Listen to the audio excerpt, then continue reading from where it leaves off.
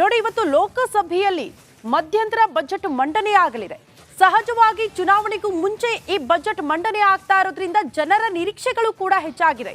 But ಜನರ ನಿರೀಕ್ಷೆಗಳು ಏನು ಅದು ಕೂಡ ನಾವು ಗಮನಿಸಬೇಕಾಗುತ್ತೆ.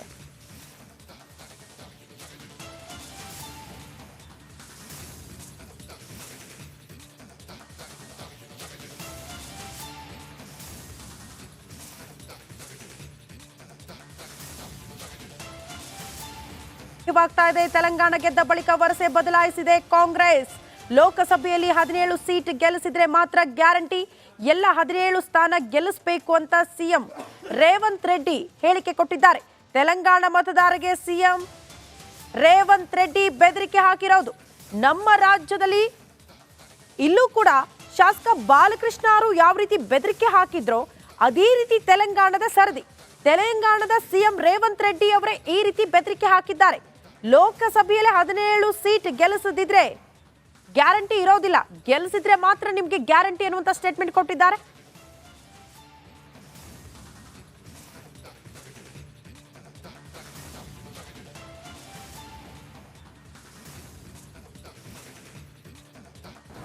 ಕೃಷಿ ಮೇಲೆ ಯಾವುದೇ ರೈತರಿಗೆ ಬೆಳೆದಂಥ ಬೆಳೆಗಳಿಗೆ ಉತ್ತಮವಾದಂಥ ಒಂದು ಬೆಂಬಲ ಬೆಲೆ ಒಂದು ಕೊಡ್ತಾರೆ ಅನ್ನುವಂಥ ಒಂದು ವಿಶ್ವಾಸ ಕೂಡ ಇದೆ.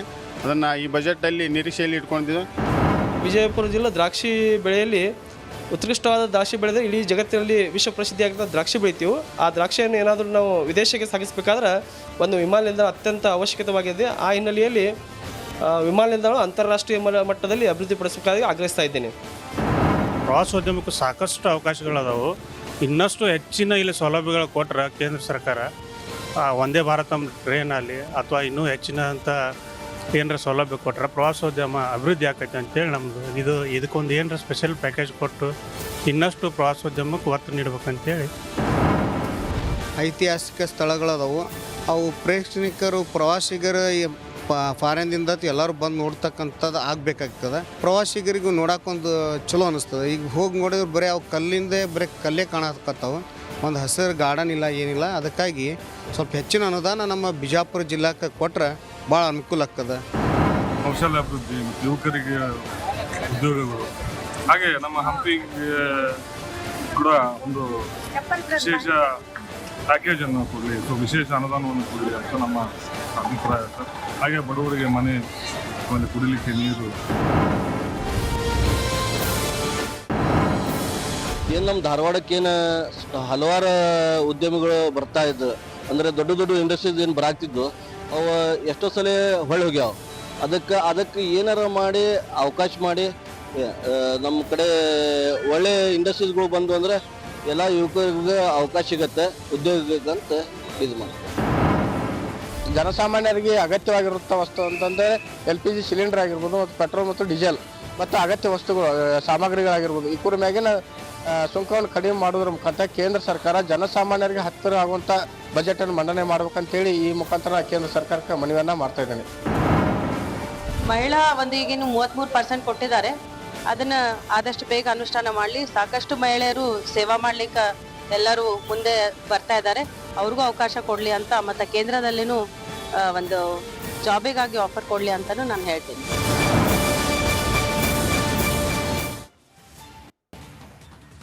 ನೋಡಿ, ಲೋಕಸಭಾ ಎಲೆಕ್ಷನ್ ಹತ್ತಿರವಾಗ್ತಾ ಇದ್ದಂತೆ ಆಡಳಿತಾರೂಢ ಕಾಂಗ್ರೆಸ್ ಒಂದಿಲ್ಲೊಂದು ಎಡವಟ್ಟನ್ನ ಮಾಡ್ಕೊಳ್ತಾಲೇ ಬರ್ತಾ ಇದೆ. ಕಳೆದ ವಾರ ರಾಮನ ಟೀಕೆ, ಈ ವಾರ ಹನುಮಧ್ವಜ ವಿವಾದ, ಈಗ ವೋಟ್ ಹಾಕದೇ ಇಲ್ಲ ಅಂತ ಹೇಳಿದ್ರೆ ಗ್ಯಾರಂಟಿ ರದ್ದು ಮಾಡೋದಾಗಿ ಧಮಕಿ ಹಾಕ್ತಾ ಇದ್ದಾರೆ. ಆ ಕುರಿತ ಒಂದು ರಿಪೋರ್ಟ್ ಇಲ್ಲಿದೆ.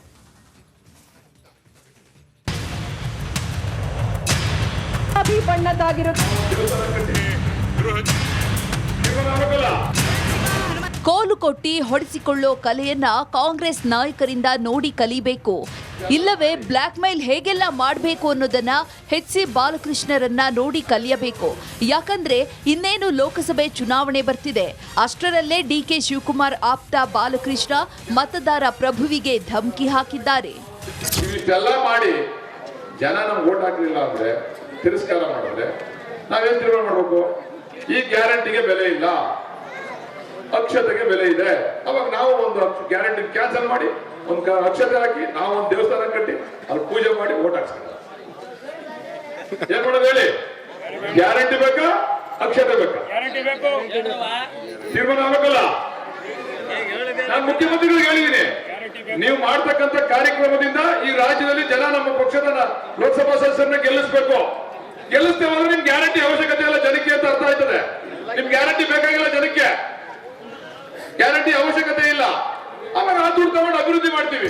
ಸಿದ್ದರಾಮಯ್ಯ, ಡಿಕೆ ಶಿವಕುಮಾರ್ ಸೇರಿದಂತೆ ಬಹುತೇಕ ಎಲ್ಲಾ ಕಾಂಗ್ರೆಸ್ ನಾಯಕರು ಗ್ಯಾರಂಟಿ ಜಪ ಮಾಡ್ತಿದ್ದಾರೆ.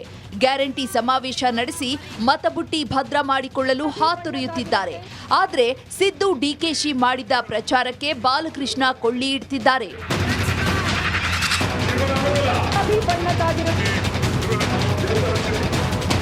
ಬಾಲಕೃಷ್ಣ ಎಡವಟ್ಟು ಹೇಳಿಕೆಗಳು ಇಂದು ನಿನ್ನೆಯದ್ದಲ್ಲ. ಕಳೆದ ಅಕ್ಟೋಬರ್ 11ರಂದು ಮಾತನಾಡಿದ ಕೈ ಶಾಸಕ, ಕಾಂಗ್ರೆಸ್ಗೆ ಮತ ಹಾಕಿದ ವಾರ್ಡ್ ಅಭಿವೃದ್ಧಿ ಮಾಡ್ತೀವಿ, ಇಲ್ಲದಿದ್ರೆ ಕೆಲಸ ಮಾಡಲ್ಲ ಅಂದಿದ್ರು. ಜನಗಳಲ್ಲಿ ಮನವಿ ಮಾಡ್ತೀನಿ, ಈಗೇನು ಬೂತ್ ಮೇಲೆ ಲೆಕ್ಕಾಚಾರದ ಮೇಲೆ ಓಟ್ ಆಗೋದು. ಯಾವ ಬೂತಲ್ಲಿ ನಮ್ಗೆ ಜಾಸ್ತಿ ಓಟ್ ಆಗ್ತೀರಾ, ಇನ್ನು 5 ವರ್ಷದಲ್ಲಿ 3 ಕೆಲಸ ಮಾಡ್ತೀವಿ, ಇಲ್ಲ ನಾವು ಆಲೋಚನೆ ಮಾಡ್ತೀವಿ. ಈಗ ನಾವೆಲ್ಲ ಕಷ್ಟಪಟ್ಟು ಓಟ್ ಹಾಕ್ಸ್ಕೊಳಕ್ಕೆ ತಾನೆ 5 ವರ್ಷ ನಮ್ಮ ಸರ್ಕಾರ ಅದೇ.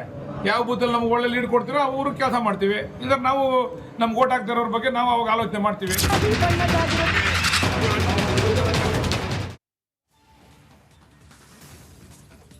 ರಾಜ್ಯಾದ್ಯಂತ ಧ್ವಜ ದಂಗಲ್ ತಾರಕಕ್ಕೇರ್ತಾ ಇದೆ.